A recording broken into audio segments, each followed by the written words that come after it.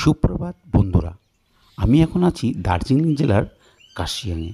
কার্শিয়াংয়ের এত সুন্দর একটি মনোরম আবহাওয়ার মধ্যেই সকাল সকাল ব্রেকফাস্ট সেরে আমরা বেরিয়ে গেলাম কার্শিয়াংয়ের 7 পয়েন্ট ঘুরতে। তার মধ্যে প্রথমটা ছিল চিমনি গ্রাম। চলুন চিমনি গ্রামটি প্রথমে এক্সপ্লোর করে আসি।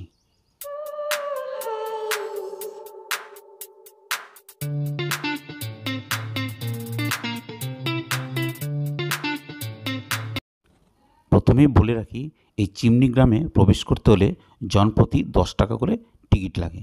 আমরা এই কাউন্টার থেকে টিকিট কেটে প্রবেশ করলাম। 3টা টিকিট কাটলাম, এবার আমরা চিমনি ভিলেজের দিকে যাব।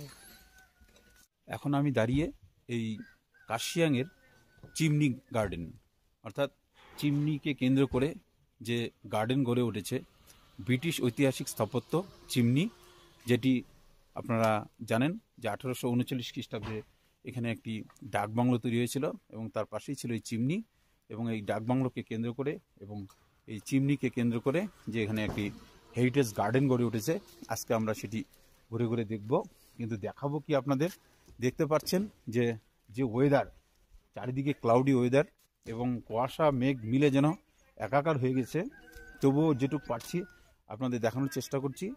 এই চিমনিকে কেন্দ্র করেই এখানে সুন্দর একটি গার্ডেন হয়েছে। গার্ডেনটি বেশ সুন্দর লাগছে, বেশ ভালো লাগছে সময় কাটানোর জন্য। কিন্তু এই ওয়েদারে বাইরে বসে থাকার মতন মনে হয় পরিস্থিতি নেই। তবুও একটা ভালো জায়গায়, যা পাহাড়ের জায়গায়, কার্শিয়াংয়ের মতন জায়গায় এই ওয়েদারটাই হলো একটি আলাদা মজার বিষয়। তো এইটি আমরা এখন দেখছি। এই যে দেখতে পাচ্ছেন চিমনি, যেটি হলো 23 ফুট উচ্চতা। এর উচ্চতা হলো 23 ফুট। এটি আজকের স্থাপত্য নয়, ব্রিটিশ আমলের স্থাপত্য।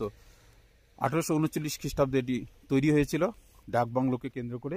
এবং এই চিমনিটি তৈরি হওয়ার পর এইটাকে কেন্দ্র করে গ্রামটার নাম হয়ে গেছে চিমনি গ্রাম, যা এখানে আসলে বলা হয় চিমনি গ্রাম বলা হয় কার্শিয়াংয়ের। এটি একটি হেরিটেজ গ্রাম এবং হেরিটেজ, ব্রিটিশ হেরিটেজ এটা এখানে সংরক্ষণ করা হয়।